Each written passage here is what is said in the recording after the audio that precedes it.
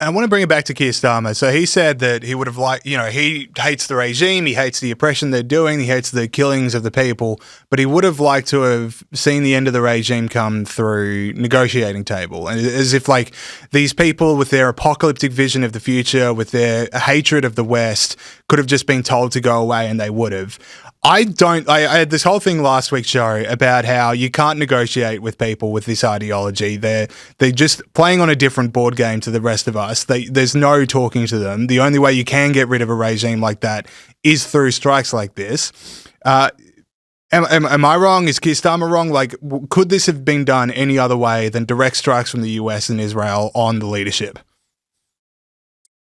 Yeah, the IRGC has deeply infiltrated Britain. They follow us, they threaten activists, and they use their blood money in London. Starmer is letting this happen, by not designating them as a terrorist. He's allowing them to operate freely, and this must stop. You cannot negotiate with a mafia. The only way to deal with them is to dismantle them, completely in Tehran and in London as well.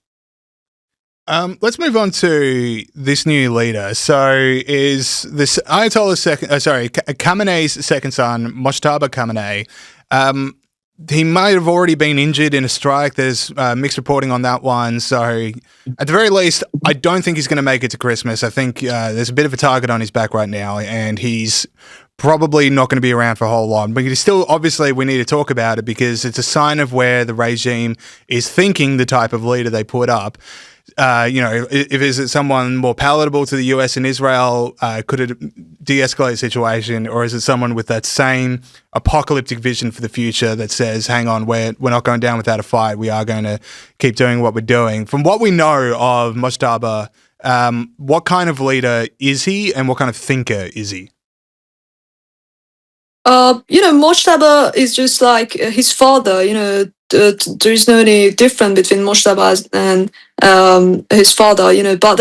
But he's just a bigger hypocrite because while he says, the West is the enemy, but he owns property empire in London worth hundreds of millions. According to Bloomberg, he has 11 houses in Hampstead and Kensington. He lives in luxury while Iranians are starving. Iranians will never accept another Khamenei, whether it is Ali or Mojtaba. The Islamic Republic, it's better to say the terrorist Islamic regime is a corpse, and we are ready to bury it forever, or let me say better, throw it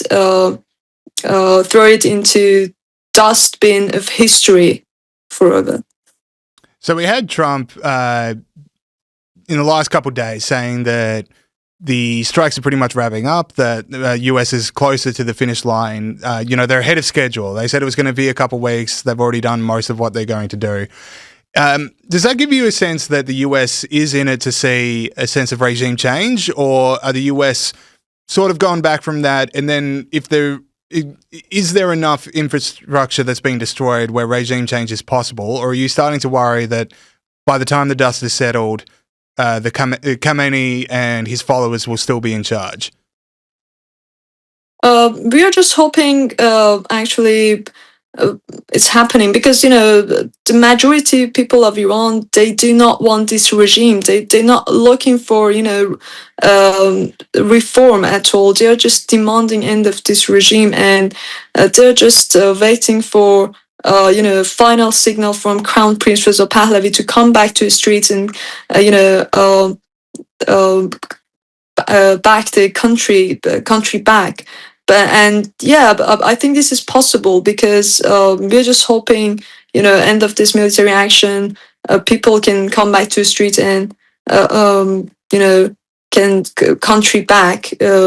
So we're just hoping, but United States and Israel just can make weak this regime. But in the end, the people of Iran will will decide what's happening for the future of Iran. And I think the only regime change can